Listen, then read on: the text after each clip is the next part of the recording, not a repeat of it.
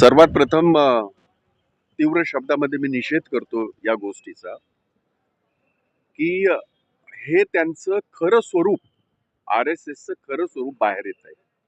अनेक वेळा आले ते आणि ज्या डॉक्टर बाबासाहेब आंबेडकरांच्या संविधानामुळे ते सत्तेत आहेत आणि हो EVM देवीमुळे ते सत्तेमध्ये आहेत.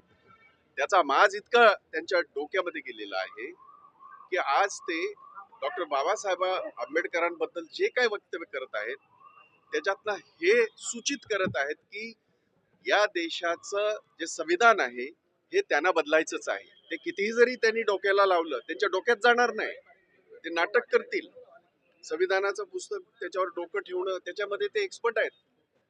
परंतु त्यांना संविधान ह्या देशाचं हे डॉक्टर बाबासाहेब आंबेडकरांचं असं राहावं असं अजिबात वाटत नाही आणि इनडायरेक्टली ते संविधानाचं दररोज काही ना काहीतरी त्याची तोडमोड करत आहे.